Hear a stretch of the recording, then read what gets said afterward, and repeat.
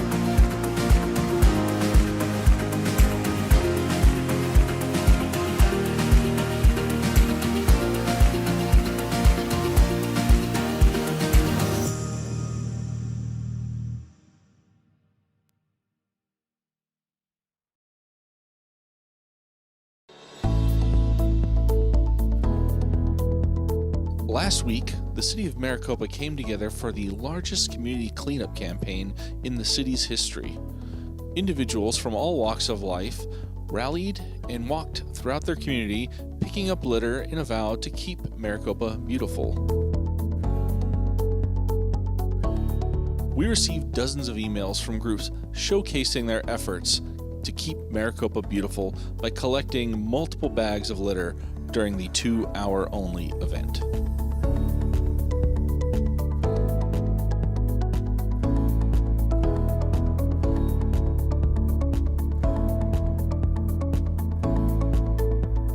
To learn more about the next community cleanup event, please visit keepmaricopabeautiful.com.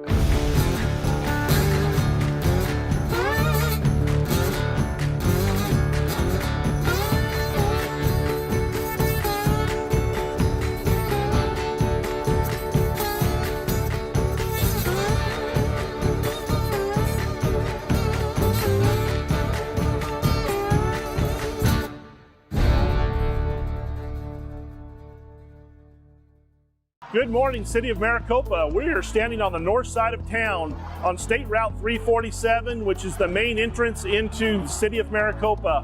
Over the last few years, we've seen tremendous growth with residential and commercial. As growth continues, it gives us the opportunity to do additional projects, one of which is a landscaping project down the 347. It'll go from Honeycutt Road to the north entries of town.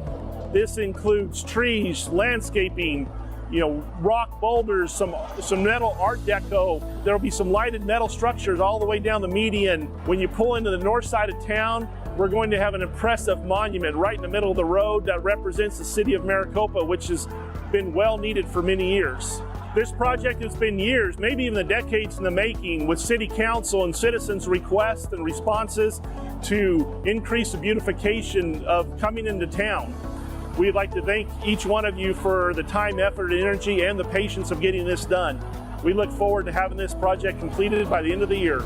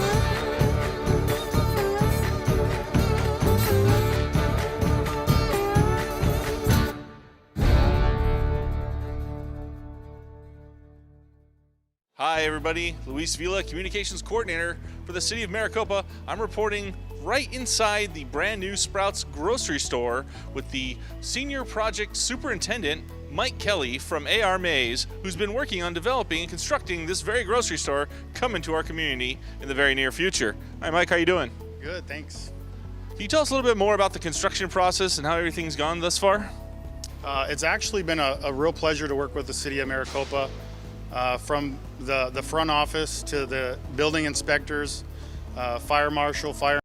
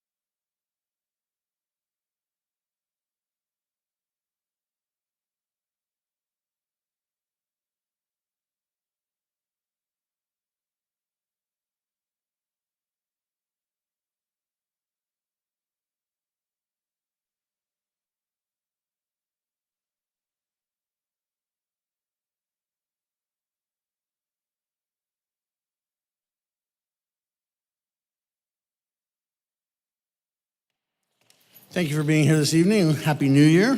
Welcome to the City Council regular meeting on Tuesday, January 18th, 2022.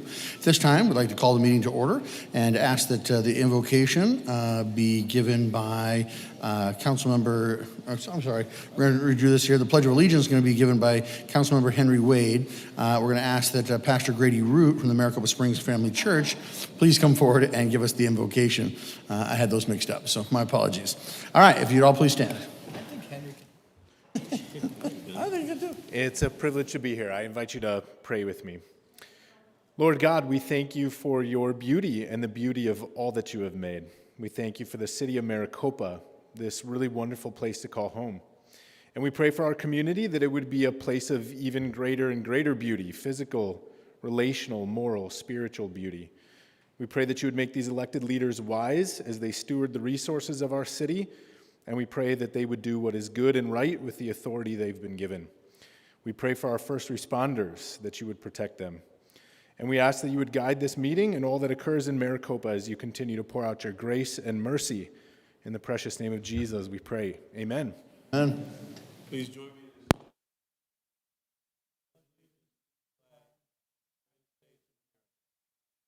Republic for which it stands, one nation, under God, indivisible, with liberty and justice for all. Thank you. You may be seated. Thank you, Pastor. Appreciate it. All right, that'll take us to the roll call, please. Councilmember Learman. Here. Councilmember Marsh. Here. Councilmember Smith. Here. Councilmember Vidiello. Here. Councilmember Wade. Here. Vice Mayor Manfredi. Here. Mayor Price. Here. Mr. Mayor, we have a quorum. Great, thank you very much. That'll take us on to item 3, which don't have anything. At this time, report from the mayor and council. Council, turn the time over to you. We'll start with Councilmember Marsh and then go to Councilmember Smith. Okay, our last meeting was in December, so it's been about a month. I just want to say I'm tired of wearing N95 masks. I'm tired of hand sanitizer. I'm tired of social distancing. And like President Trump said, like President Biden said, like Dr. Fauci said, and like Governor Ducey said, I want to urge everyone to get vaccinated so we can get past this virus. I didn't have a busy month. On December 13th, I attended P&Z and age-friendly meetings. On the 15th, I had a morning scoop and a Parks, Rec, and Library meeting. On the 16th, Council on Foreign Relations did a climate update, and the Cultural Affairs and Arts did a Zoom. On the 23rd of December, had several cases with the Board of Adjustment in Florida. That's the county level board I'm on. And the Council of Foreign Relations on January 13th did an infrastructure examination of the water situation in the United States, focused on the West. And I attended the Maricopa Flood Control District meeting where they gave us an update on the Desert Cedars flood mitigation project. Now, the Arizona legislature is well into its new session. We have a new rep with Brett Roberts gone. And I'm hoping that Arizona, Pinal County, and Maricopa get a fair share of the infrastructure dollars from the trillions of dollars coming out of Washington. At the Pinal County level, I've moved up to vice chair of the County Board of Adjustment. And our representative on the Supervisors Board, Jeff McClure, has moved up to chairman of the Board of Supervisors. I'm happy to report also I've been pushing for an update to the county zoning code. It's kind of old, out of date. And we did a good job here in Maricopa a couple of years ago redesigning our zoning code and subdivision ordinance. The county's actually doing it, and they're well into the project, and I'll have more to report on this soon. That's about it. Thank you very much, Councilmember. Councilmember Smith. Yes, thank you, Mayor. So I just want to invite everyone who's interested to this Friday Senior Lunch and Learn. Our two speakers are our Vice Mayor, Vincent Manfredi, who will be speaking on internet security, and then also our wonderful Chief of Police will be speaking on personal safety and surrounding safety within the city of Maricopa. That starts at 11 o'clock at the library. And then Saturday is the Senior Info Expo, where we have 40 vendors coming with a plethora of different types of resources for seniors in our community, and that's from 10 to 2 at Copper Sky.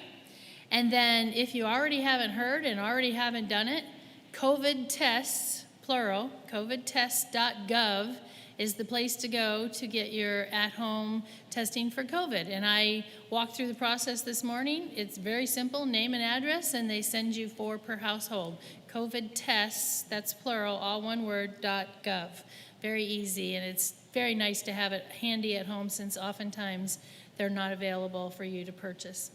So thank you, Mayor. Thank you very much. Appreciate it. Vice Mayor? Councilor? Yes, sir.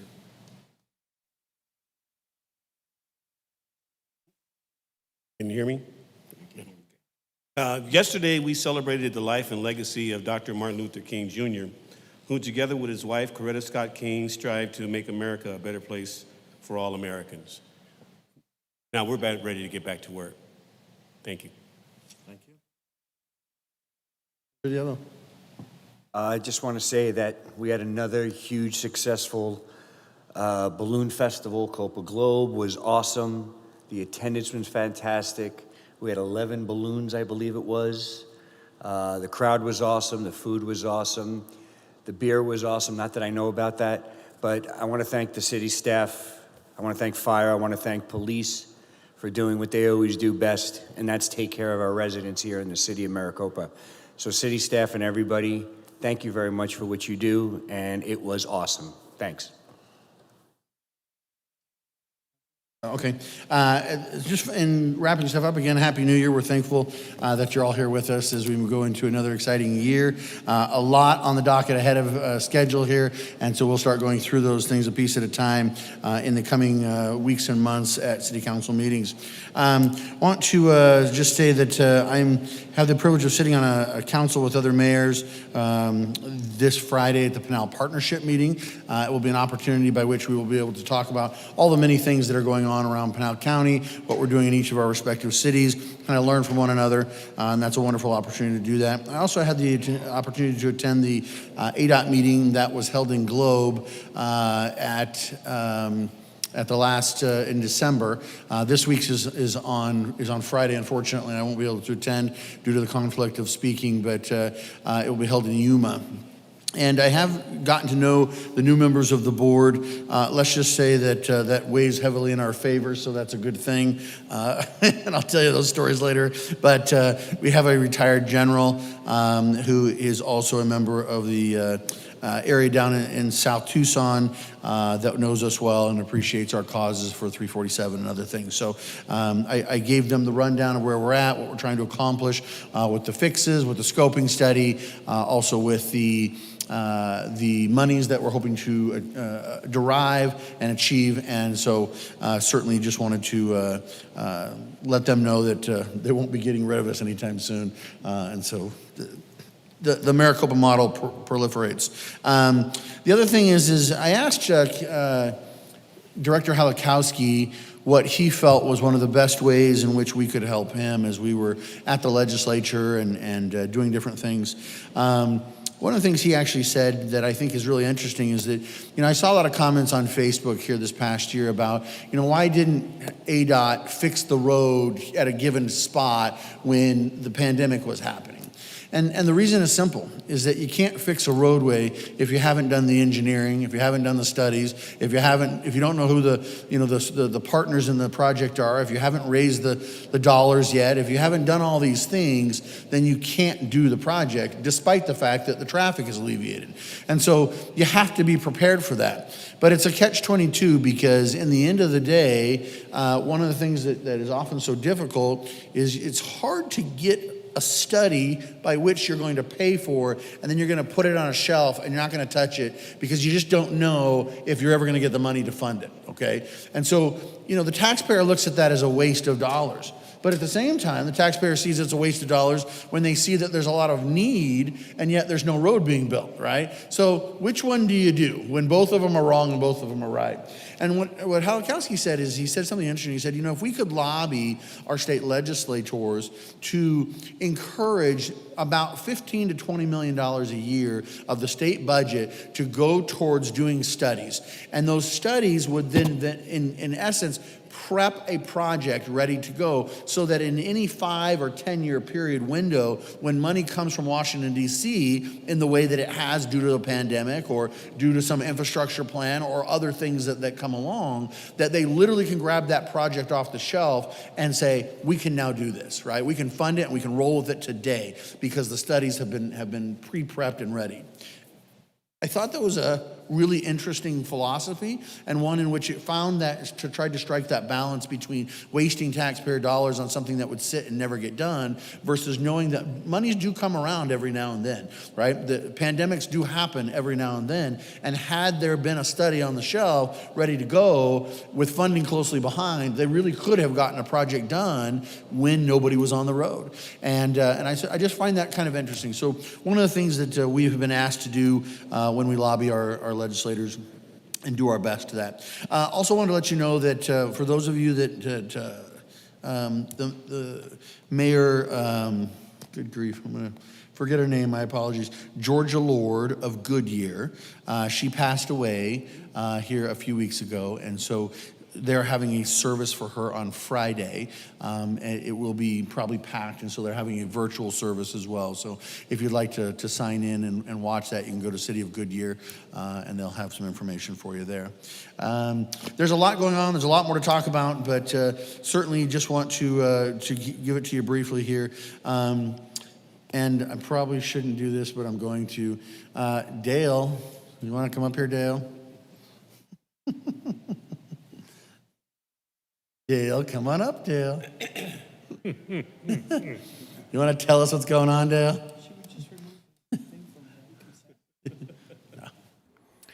I apologize to anybody who I haven't had a chance to talk to yet, but I am leaving the employment of the City of Maricopa. I will be going to Scottsdale to be their Government Relations Director. I'd like to thank everybody here, citizens, staff, my friends, and the council for a wonderful 5 years. It's been my pleasure and honor to work here. Thank you very much. Thank you, Dale.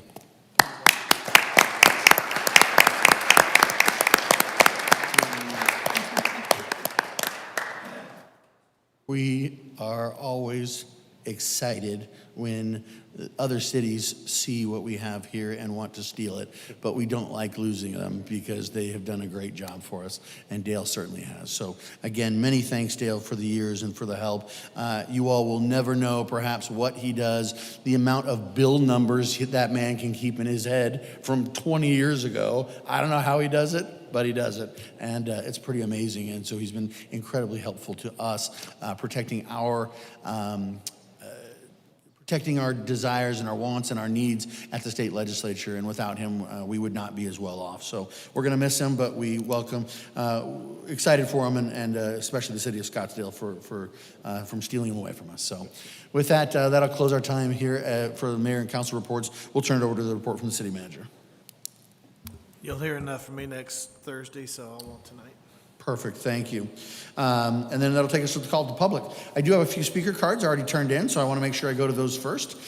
Speakers, I have your cards here in no particular order. Please come forward, tell us what's on your mind. There's a little green button on the microphone. Please make sure it's shining so that we can hear you. And then you'll also see a little timer up in the corner. We like to give everybody 3 minutes to express their thoughts to us. Please keep it to that 3 minutes, as we want to be fair to everybody and give everyone an ample amount of time. So with that, I have, and if I get this correct, I have Jonathan Bowman Jr.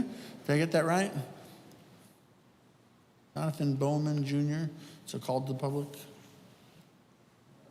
Okay. All right. Well, if I mispronounce your name or anything else, you can come forward here at the next one. And then the next one I have is Aubrey Morris. Aubrey, come on up.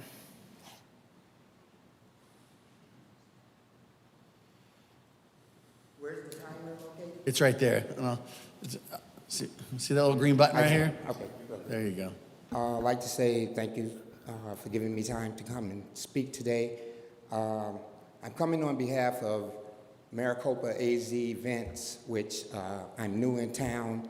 I heard Dale said he was going to Scottsdale. I'm a 21-year resident of Scottsdale on McCormick Ranch, but I relocated to Maricopa here. So far, I love it. I had the opportunity, I don't know if you remember me, Rick when I first came to town. Our last event in February, in honor of Black History Month, was a great event. It was attended by Mayor Price, Councilman Ventiela, Councilman Henry Wade. I want to say Councilman Manfredi was there also. But we have another event coming up February 18th, 19th of this year. And we're bringing 11 national artists to town. Never before have the city of Maricopa had 11 national artists on one stage. These artists have been promoting the city of Maricopa for the last couple weeks out on the World Wide Web, out on their social media pages. So not Chicago, not LA, not New York, not Houston, not even Phoenix, but here in little bitty Maricopa, they're telling the world and telling their fans to come out and be a part of this event. And I was just like, for a personal invitation for the city council and our elected officials to come out and see what it is we do. We like to think that we bring something marvelous to the city in the form of arts. And while I'm looking over, I want to personally thank Nathan. Nathan has worked with us tirelessly to make sure that our event run smooth. And that's about it. Also, I would like to, if it's any way possible, if our city council, I know you guys have some discretionary funds, if you would like to donate some of those funds to make this event happen. This is about a $50,000 event that will be taking place. February 18th, Friday, and February 19th, Saturday. It's a 2-day event. Thank you. Awesome. Thank you, Aubrey. Appreciate it. Next up, I have Jessica Jantz.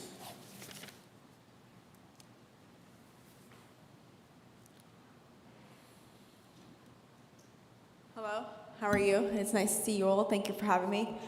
The reason that I'm here is I've been coming to city council meetings the past couple of months. I had an accident that I had a recovery from, but I'm here now again to see what's going on in the city of Maricopa. And I wanted to address something that has been heavy on my heart that I had seen back last year in September from one of our council members, Bob. There was a statement in Maricopa from Bob stating that he thinks that the children in Maricopa, well, stating that there should be mandatory vaccination for children, or if you don't get vaccinated, remote learning. Now, for me, I strongly disagree with that. As our nation, as our country that we live in, America, it's a free country. I think it should be a choice that people should have to get vaccinated. As a city council member representing the people of Maricopa, I disagree with that. You guys represent us. And because you represent us, I disagree with that because of the fact that we have rights in this nation. And not only do we have rights in this nation, but it should be our choice whether or not we want to get vaccinated, whether or not we want to wear a mask, whether or not we want to do anything regarding COVID. Now, my next thing is, with that whole situation, it's our body, it's our choice. We should be able to choose what we want to do. Coming from a city council member that's supposed to be representing us in Maricopa should not, I know that you have the freedom of speech where you could say what you want, but to represent the people here, it shouldn't be mandatory. A council member should not say it should be mandatory or the kids cannot go to school. It should be the choice. I don't know your health just like you don't know my health. I should be able to determine my health, my child's health, just like you should be able to determine your health.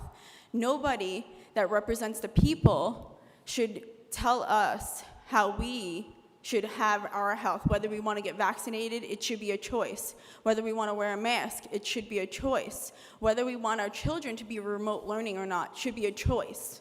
It shouldn't be a mandatory thing. And coming from somebody that represents us on the Council of Maricopa doesn't represent me, because I don't think that that's right. I disagree with it. I don't think that anything should be mandatory. Like I said, I think that we have a choice, and that's why we live in the country that we live in. That's why we have the freedoms that we have. And it makes me question, is he for the people and by the people? Is he for our Constitution or is he not? Or is every person that is in our city council for the people or not for the people? Do they have a political agenda or not? And that makes me question a lot of things. And going forward with elections. You can wrap it up. Okay, thank you. Thank you. Appreciate it. So just legal, wanted to just confer the fact that typically in a call to the public, we don't respond or answer questions or things like that. But there is a caveat for that. If a city council member has been called by name or something for a brief response, and that is offered to them, I just want to clarify that that is indeed correct. Yes, Mr. Mayor, you're correct on that. Okay. Bob, would you care to respond at this time, or, the choice is yours? Sure. Yeah, my comment was off the cuff in September and captured by the press. And it was a what if. It wasn't anything that's in my power to do as a city council member. And I've softened my stance since September as situations have changed. And I certainly don't want to mandate anything on anybody. But it's up to the powers that be, and I'm not a power that be. I'll let it go at that. Okay, thank you. Appreciate it. Anyone else called to public at this time? I have no speaker cards, but you're welcome to come up and talk to us for 3 minutes. And again, I'm just going to go back out there for Jonathan Bowman. Jonathan Bowman, going once, going twice. Okay. Anyone else like to approach the podium at this time? Okay, seeing no one, we'll go ahead and close the call to the public. And before we move on, I just wanted to point out to the city council and the city, if you'll notice the seal on the front of the podium, it looks a little different than it has. Before it was just a nice colored printout. We had Paul Shirk make that for us. He's the head of the Historical Society, and it's a nice acrylic, and it's all handcrafted and well done. So anyways, if you get a chance to thank Paul Shirk for doing that, he did that on our behalf, and so we owe him a thanks, so debt of gratitude. Okay, that'll take us to item 7, which is the consent agenda. Council, do you have any questions on consent at this time? Anything you'd like answered or removed for further discussion or detail? Okay, seeing no one on that, can I have a motion to approve items 7.1 through 7.10 on consent, please? So moved. I heard Council Member Learman, and are you a second from the Vice Mayor? Is that okay? Okay. So a first and a second. Any further discussion on that item? Hearing none, all in favor say aye. Aye. Any opposed? That motion carries. And that'll take us to item 8, which is the regular city council meeting agenda. This time we have 8.1. This is a public hearing, is that what this is? The mayor and city councilors hear public comment regarding the report on applying agreed upon procedures, biennial certification of land use assumptions, infrastructure improvement plan, and development impact fees for the July 1, 2018 through June 30th, 2020. Is that correct? Okay, just making sure. The dates are a little off, so you know. Yes, they are. And I'm sure you're gonna tell us why, Brenda. Thank you. Good evening, Mayor Price and members of the council. As Mayor Price indicated, the development impact fee is a biennial audit. Therefore, it's done every 2 years, starting in fiscal year 2014 with the amendment of ARS 9-463-05 based on Senate Bill 1525. Back in 2011, Senate Bill 1525 was passed, which changed the statute to allow cities and towns to impose development impact fees. As part of that change, it required a municipality to either appoint an infrastructure improvement advisory committee, and I'm already failing at this. There we go. Or implement a review process of ongoing infrastructure projects, collection of revenues, expenditures of those development fees by creating a 5-member impact advisory committee or conducting biennial certified audits. In August of 2013, the City Council decided on a biennial audit. The city has engaged the CPA firm Heinfeld Meach to conduct the agreed upon procedures for the biennial audit. The procedures they use for that basically review the progress of the infrastructure improvement plan, and the last page of the report that you have been provided is the infrastructure update. Review the collection and the expenditures of the development impact fees, and evaluate any inequities in implementing the plan or imposing those fees. This audit was for the last 2 complete fiscal years, ending in June of 2020.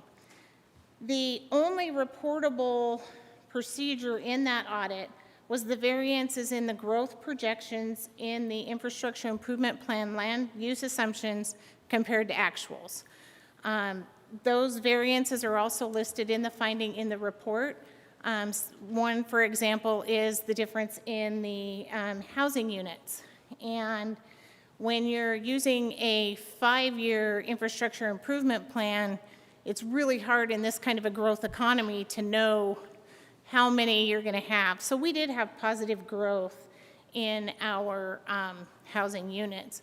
We did have variances that were negative, where we didn't quite hit the targets for some of the commercial development, which is beginning, to pick up, and in the 2021-22 biennial audit, I'm sure we'll see some differences with that. These variances are expected in every one of the audits. They're just highlighting what the differences are. Doesn't mean it's good, doesn't mean it's bad. And you've been provided with a hard copy of the audit report from the auditors. Perfect. Council, any questions on this audit at this point? Again, great opportunity to have a third party look at this, especially that CPA firm. They do great audits and can tell us if we're doing something right or something wrong. So I think that this is right on track with what we would expect with those years, and I don't see any issues with it. How about you? Anything? Okay. All right. Let's see. Are we taking any motion on this, or that was just an information only? Okay, that was just information only, discussion only. Perfect. Okay. And is it closing of the public hearing? Okay.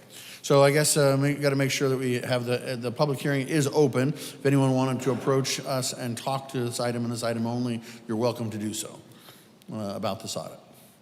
All right. Seeing no one, we'll go ahead and close the public hearing, and that will take us to the next item on the agenda. Again, this is 8.2. This is a presentation. This is the Mayor and City Council shall hear the 2021 Crime Report presentation from Police Chief James Hughes. Come on up, Chief. Thank you, Mayor Price, City Council. Tonight I'm going to present our critical statistics of the Maricopa Police Department for the calendar year of 2021.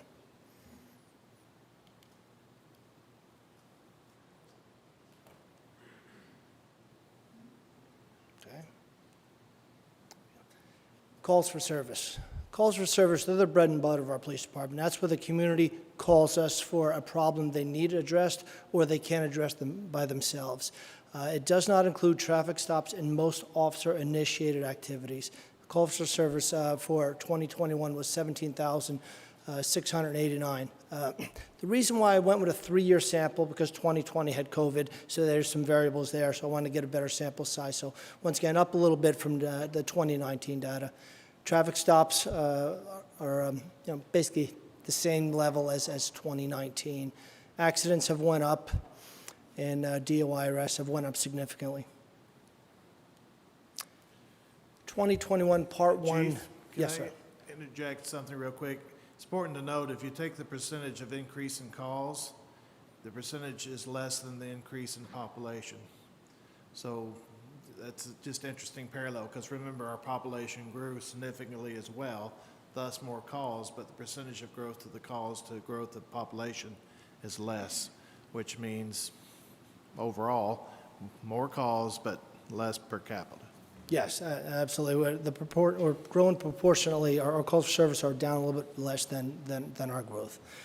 This is the last year we're going to be using the Unified Crime Reports. We're going to be transitioning to NIBR's National Incident-Based Reporting System. I'll get into that a little bit later. UCR uses Part 1 crimes and Part 2 crimes.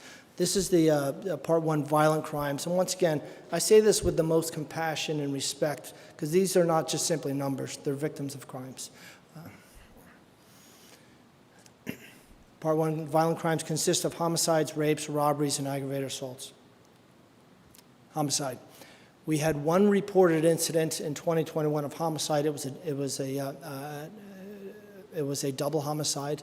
Once again, my respect goes out to the families with that. And I'll get into why that was coded as 1 and not 2 as we discuss NIBRs compared to UCR.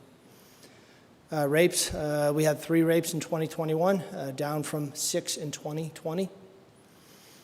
Robberies, we were also down in robberies, 6 in 21 compared to 9 in 20.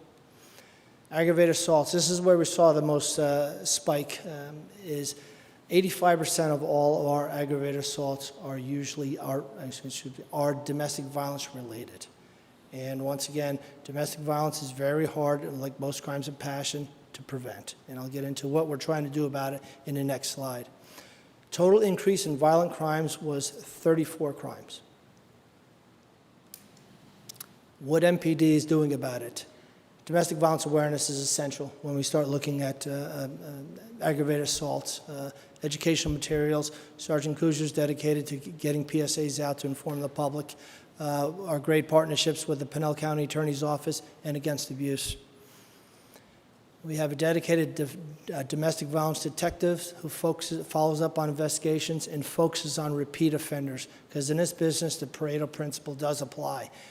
80% of the crime is usually done by less than 20% of the population. We have a domestic violence response team and our victim advocates. They provide resources and referrals to the victims of domestic violence. Part 1, property crime.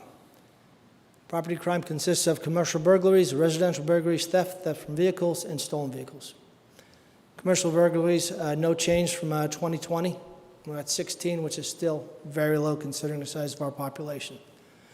Residential burglaries. This is the stat that impresses me the most. When my 35 years in this business, most crime-ridden communities have very high residential burglary numbers. We're at 41, down from 59. That is impressive. Thefts are down significantly in 21 from 20. Thefts from vehicles, once again, we're at 93 in 21, down from 142 in 20. Stolen motor vehicles, stolen cars, we're also down in that category as well in 21. So Part 1 property crimes are looking very good, as you can see with the sample size. This is the entire UCR, again, from homicide to vehicle theft. And once again, the bar on the far right is 2021. What is MPD doing about property crimes? When we don't have calls for service and initiated activity, our role is crime prevention. Our night shifts focus on crime prevention. Directed patrols, construction sites, as we know, building material is very, very expensive. Our criminals know when it gets delivered, and once again, we've been doing a great job of minimizing reducing the opportunity of crime. We have a dedicated property crimes detective. He just follows up on these cases. Once again, the focus is repeat offenders, Pareto principle. Let's focus on these 5 or 10 individuals in our community that are committing a majority of these crimes. Crime prevention strategies and technologies. We're leveraging technologies, and we're being smart about what technology we utilize, whether it's cameras, other types of surveillance equipment. Intelligence-led policing. It's a fancy term for just data-driven. Us deploying our resources where the data says we need them. Part 2 crimes. Part 2 crimes, they're the less serious crimes. They are what I refer to as the latent crime in our city, the crime that usually goes unreported that our officers find in their duties. These consist of disorderly conduct, drug offenses, fraud, runaway juvenile, sex offenses, and criminal damage. Part 2 crimes are minor related crimes and offenses. Many Part 2 crimes are not reported to the police and proactively sought out by our officers and detectives. DOIs, big increase in DOIs. In 2021, 239 from 145 in 20. Assaults, once again, this ties into the domestic violence situation with simple assault, not aggravated assault, but simple assault. Once that number is up. Disorderly conduct is also up a little bit. That's another way of looking at it is breach of the peace. Drug offenses, a little rise in drug offenses. Fraud is also up. We've had our PD putting out PSAs on that. We're finding a greater level of complexity with our fraud cases as well too. Everything is now internet-based and cyber-based. Runaways is we're up to 121, up from 65, and our officers and detectives do a good job because we always want to know, why are they running away? Are they running away from something? Or do they have is early intervention needed for mental health concerns and issues like that? And we do have a rise in group homes. We have 43 group homes throughout our community. They're trying to help out, and they have mandatory requirements for our runaways as well. Sex offenses has stayed the same. Criminal damage has basically stayed the same. And all others, that's the minor shoplifts and things like that. There's a little bit of a spike in that as well. UCR to NIBRs. UCR has been around since I started this line of work in 1986. It's been around since 1935. The big difference is it's a federal mandate, and it's just a more comprehensive way of reporting crime. UCR focuses on 8 index crimes. NIBRs focuses on 52. The hierarchy principle of NIBRs is kind of why that homicide, although we unfortunately lost 2 lives in the city of Maricopa, it's counted as 1. It's counted as the most serious crime. And since they were the same, we only counted as 1. For example, with NIBRs, if someone were to steal a car, commit a robbery, be arrested for an illegal handgun and drug paraphernalia, they would only count as 1 crime. It would be the highest crime. But NIBRs is going to paint a more comprehensive picture of the crime and really incorporate all those crimes. That's very important. And also, there's many more data points of this crime because it's people, locations, and time of events when we look at crime, when we look at crime prevention. So once again, I'm excited about transitioning to NIBRs. It is good, but it's been a little difficult for the PD because we had to learn a new language. Commander Judd, Lieutenant Miller have done a good job. Really shout out to Management Analyst Dreyer, Crime Analyst Dickerson, and Record Supervisor Renell Goddard. They've been really doing this because it really plugs into how we report it. We've updated our CAD system and RMS. We have to add that IBR component to it because we all know garbage in, garbage out. We have to make sure it's accurate. How will it affect Maricopa? I think it's a positive change, and once again, we'll get a better understanding of the crime that's occurring with our city. Traffic-related issues. Traffic collisions are up 729 from 570 and 21. One guess where the most accidents are. I think that's pretty easy, 347. Citations are just up a little bit in 21. Traffic stops are up significantly. Parking citations are up.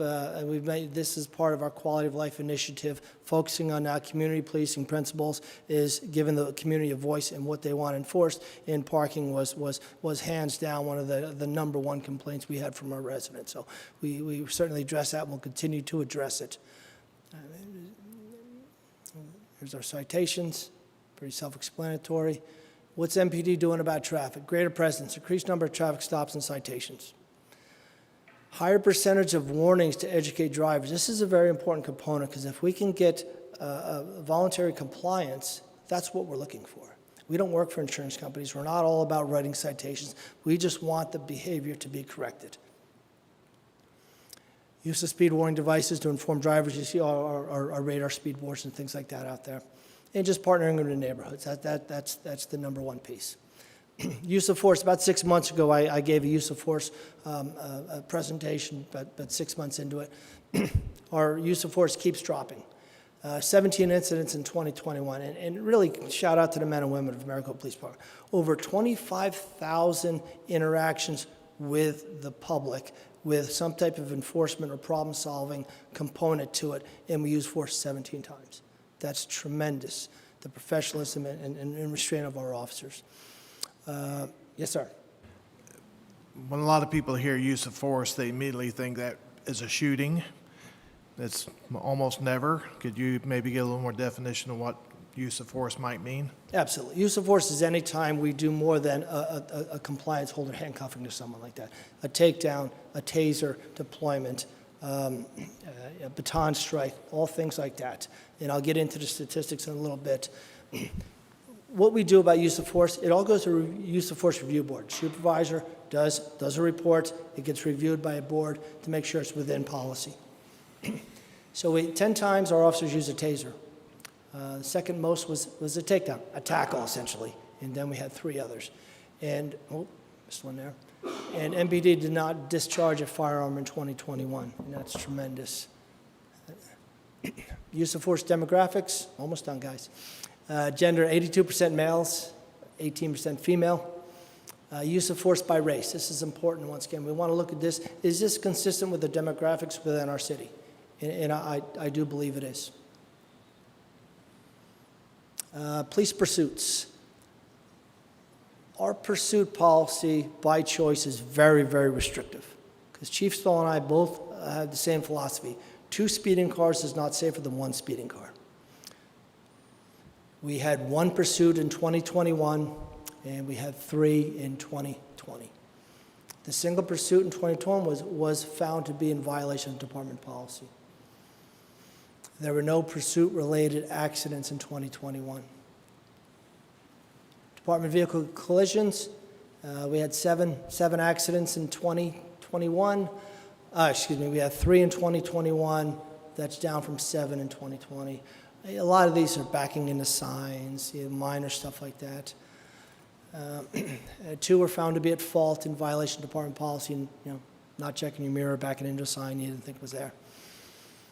And just comparison data, 2019, MPD was involved in 13 collisions. So the training, partnership with city risk management has really been doing some great stuff. So in conclusion, Part 1 crime is down by 40 crimes. This is a reduction in 13%.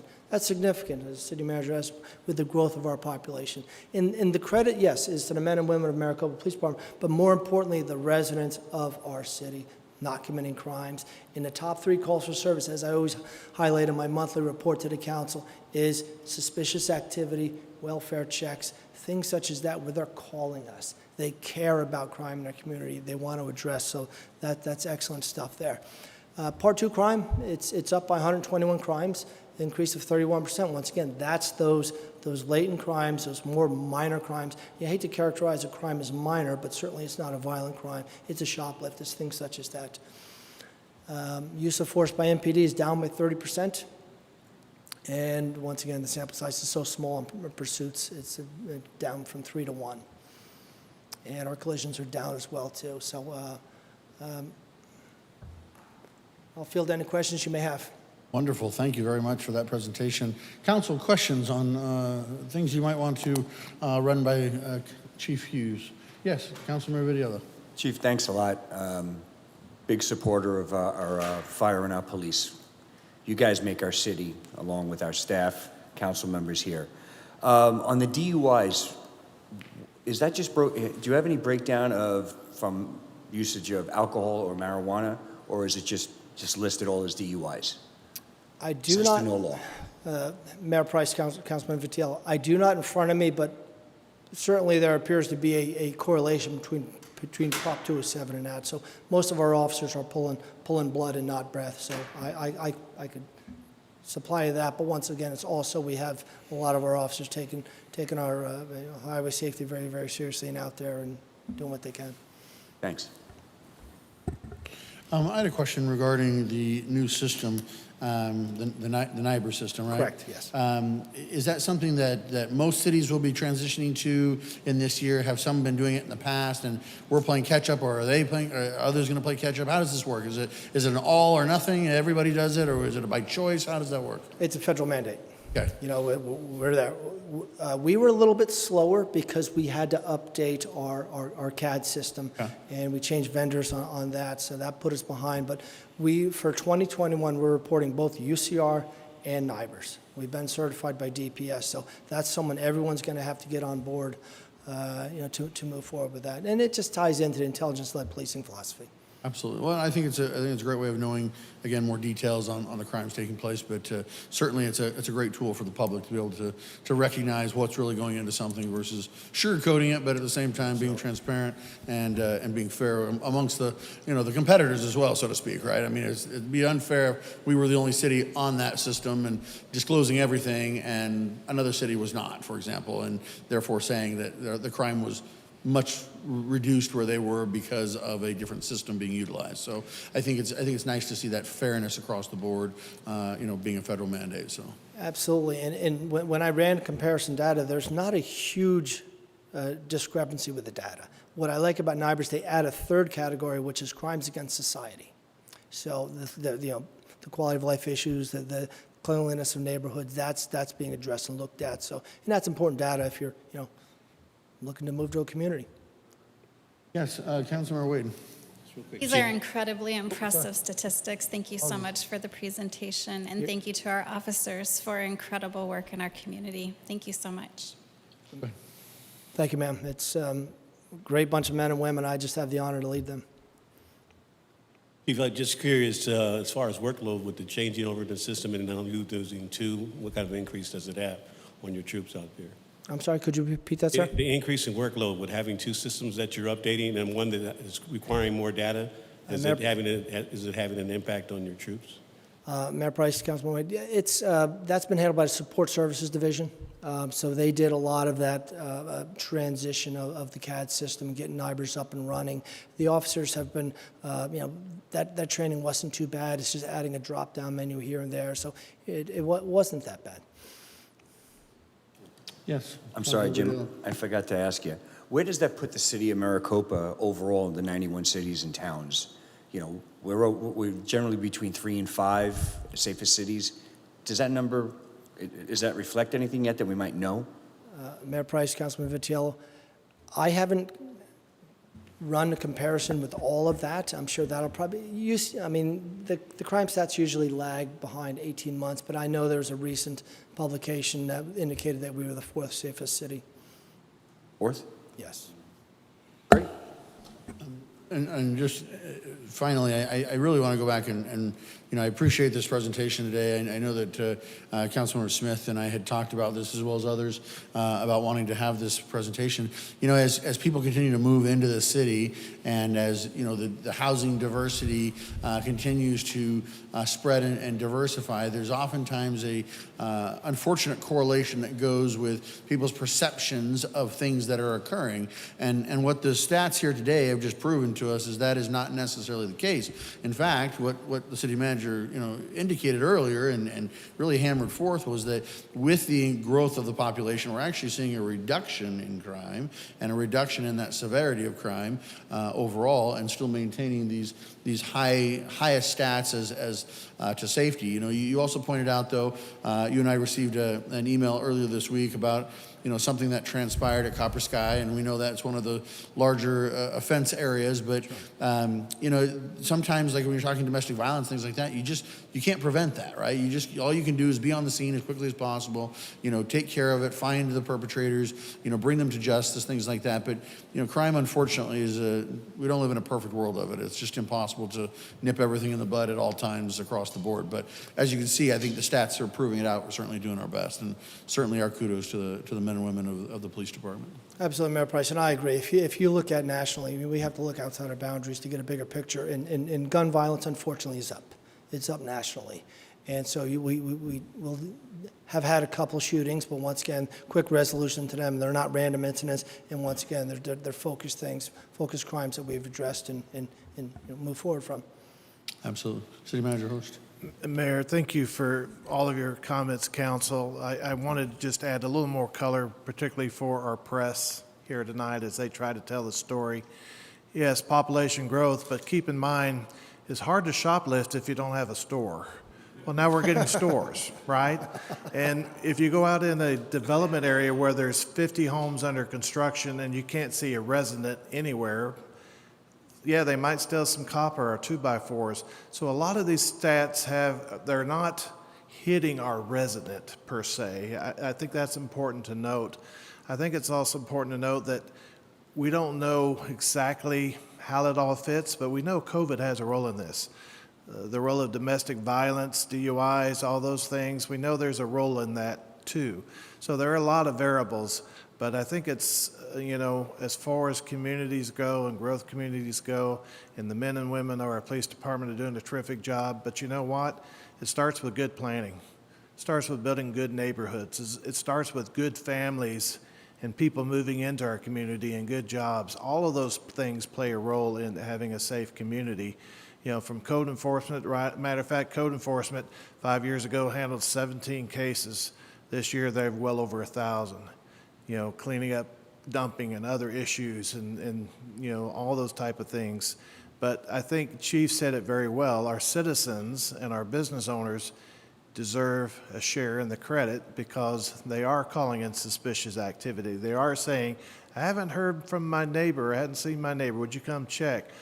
Those extra set of eyes make the difference, and their eyes are wide open because when they shut them, we're going to have problems. Agreed. Anything else, council, this time? Thank you. Thank you. Appreciate it, Chief. And that'll take us to the last item on the agenda, which is 8.3. The Mayor and City Council shall hear a presentation by Adam Sachs, Executive Director of the Maricopa Economic Development Alliance. This is for discussion only. Adam, take it away. Good evening, Council. Happy New Year. Happy New Year. Nice to see everybody.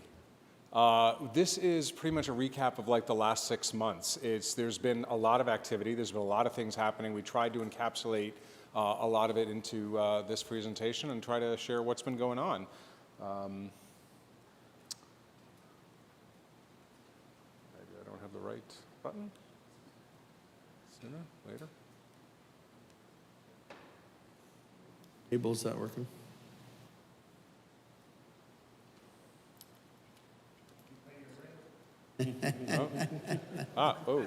Wait. Okay, there we go. All right. So, what is our objective? It's generating leads and prospects for Maricopa, obviously. And, we really sit today in such a dramatically different position in how these entities in front of you are working together.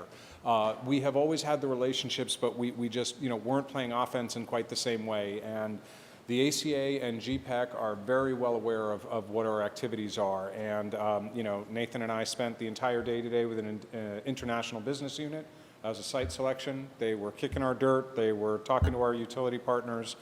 They were doing everything that one needs to do about taking a serious look at locating. Thank you. Locating here in Maricopa. We had a similar, not nearly as long, but this past Thursday, Nathan and I also met with another international business unit that was here with a national site selector taking a look at what we have. And there are 2 other state projects right now that we are under serious consideration for. So there's a tremendous amount of activity, and we had a great meeting with the Canadian American Business Council by Mayor Price, and being able to just open all of these. Pinell County, obviously vested interest in helping us do everything that we want to do, and now that we have a new director in place there, we're really going to be able to see, I think, them come to the table even more and be a part of the process. So exciting. At the same time, under generating leads, a big piece of it are these core groups that are out there. And this last 6 months was a lot of time on the road.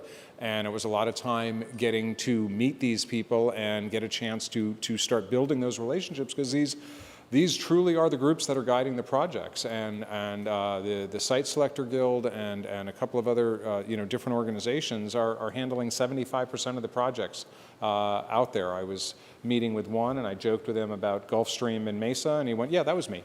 And I went, oh, "Okay, great. Well, next time, turn south."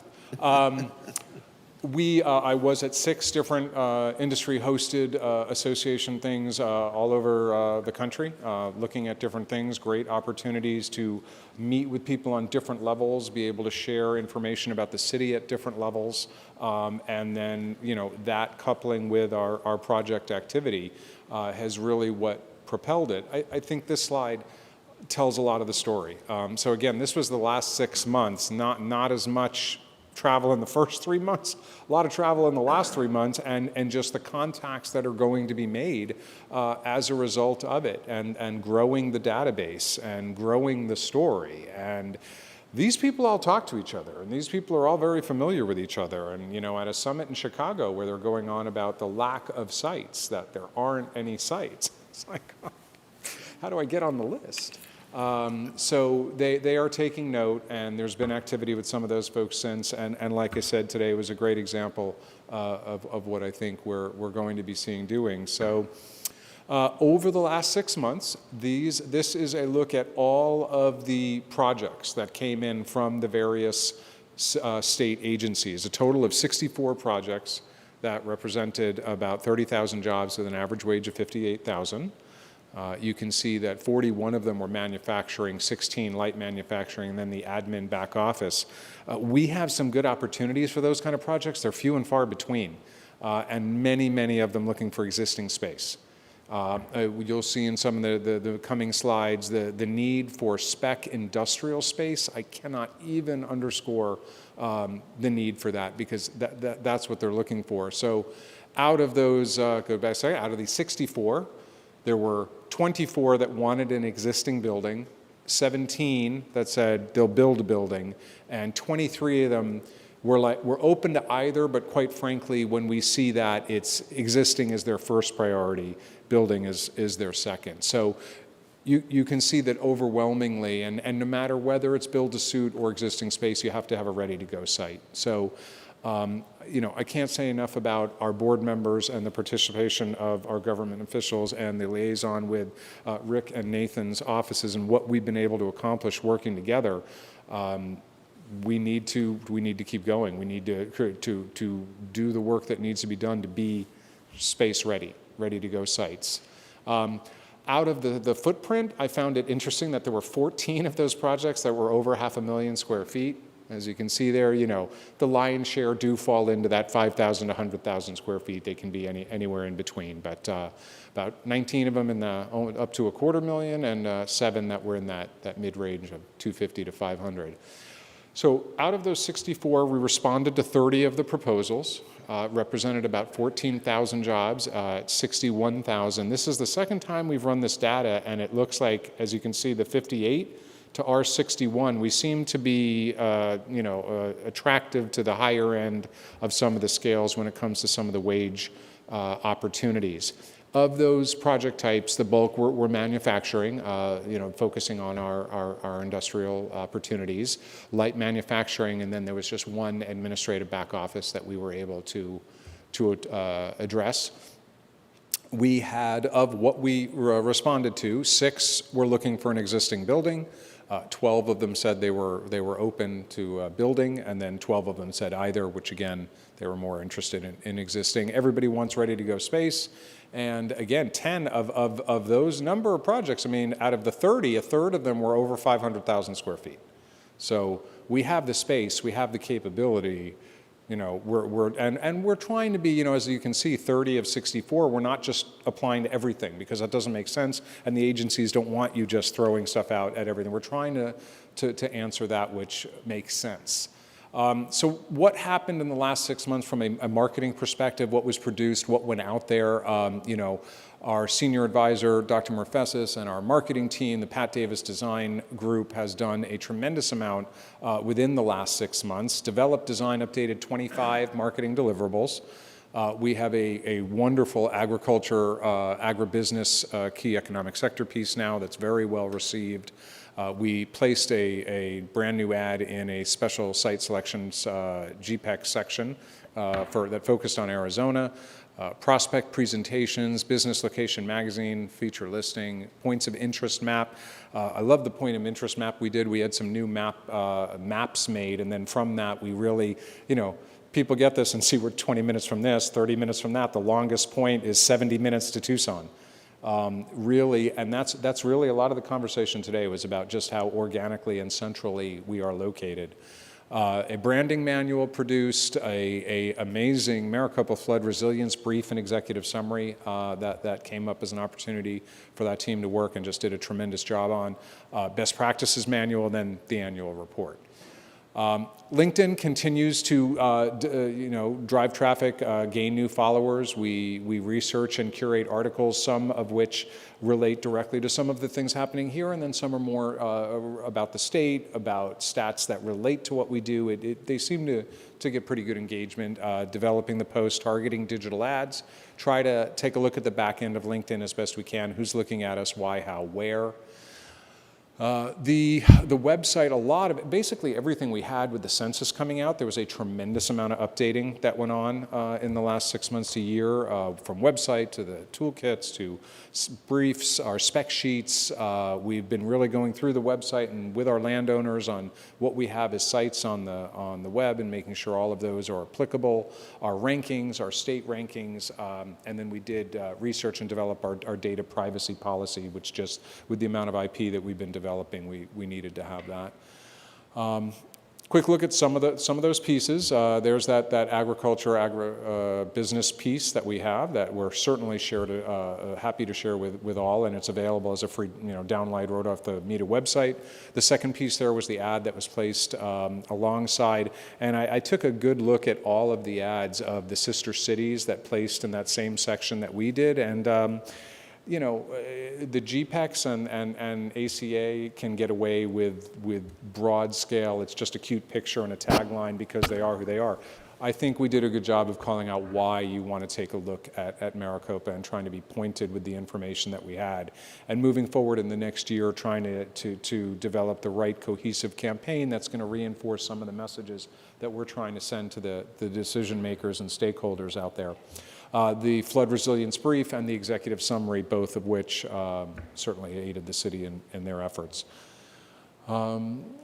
We will continue to research and the dominant trends and the business locations, participating in and connecting to CEO organizations, just continuing to grow our network and continuing to grow the groups of individuals that we interact with each day. Some quick metrics for those that like metrics about our website. Taking a quick look at the META website, the first column, July to September, then October to December. I found it kind of interesting that page views. I was trying to correlate all of this. Page views kind of went down in that time, but activity went up. So it's like, did they look at us in the first 3 months and then we were talking to them in the second? I also found it very interesting that mobile and desktop completely flipped in those 2 quarters. We need to be mobile. We need to keep pushing that number. Desktop went up dramatically. That's a high number for people working out it's probably correlative to, I think July to September is when everybody thought it was over and then we kind of jumped back into it. And so they went back to their desktops. Let's just go with that. More LinkedIn analytics, what our impressions look like, what our clicks, our followers. Our LinkedIn follower campaign continues to deliver new individuals that are constantly looking at us, and a lot of them come from sort of those sectors. Believe it or not, a large sector for site selection is HR. That department is becoming more and more involved in where companies are locating, and we have a tremendous amount of folks from the HR sectors that follow our LinkedIn campaign. So that is a overview of 6 months. Like I said, it's active. There's a lot happening. There's a lot of groups coming, and we continue to see proposals coming in every day from the state and making those decisions. Happy to field any questions. Awesome. Thank you, Adam. Council, any questions for Adam at this time? Yes, Councilmember Wade. I'm good. Good, Councilman. Thank you.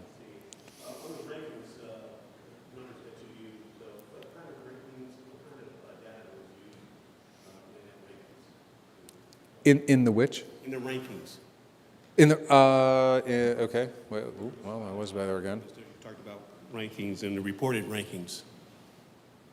Yeah, if we can go back to the slides. If we can get me back into the proposal or slide or. Yeah. Abel, can you throw up those slides again? The rankings, I mean, any of the rankings that we show, this is all sort of the state data that's coming out. Yeah, so for instance, maybe using the law enforcement as an example, the fourth safest city and whatever the category would be. Is that the kind of rankings that you were looking at? Yeah, I mean, and it's not changing, but, I'm going the wrong way. All of the So are we looking at some of, no? All of our data makes a tremendous amount. Everything is important. You know, the data about the city, until they come and see it, is all we have to offer. So those statistics, one of the things we're very careful about is making sure that everything is citable. Like I said, so there were so many updates that went on this year because we really want to make sure that we're putting out factual data that can be checked and that people will come back to us and not find a different source somewhere. So any of the rankings that we show have been vetted pretty thoroughly. I was just curious at what types of things that were considered in the rankings. That people ask us about as far as rankings of the city. You know, educational attainment, workforce continues to be the #1 driving thing. Do you have a workforce, and what does your workforce training development pipeline look like? What are you doing? You know, we're taking steps to continue to develop all of our relationships with our collegiate partners because that's a big part of the story. People want to know what the workforce looks like, where it's coming. The report the chief just gave, those are statistics that people are very interested in. You know, today with this group, we're very proud to be able to sit there and say, you're sitting in one of the most diverse cities, one of the most safe cities. We went through all of the various different sort of types of homes that are being built, those types of statistics, not just home building, the fact that we have a diversity in product and scale. So from entry-level product for people who want to be in an apartment or first-time home to some of the executive-type product that's going to be coming to town. So, but their workforce continues to be the #1 driving thing. You know, the Great Resignation is real, right? So people want to know if they're going to locate somewhere, and we have a great answer to those. I mean, we have a diverse, educated workforce. Our work shed numbers for immediate 35 and 45-minute, you know, are impressive, and just organically, we also know how much we are the home to the workforce of the major technologies around us, whether Intel, you know, or Lucid. You can go in either direction. Where are they living?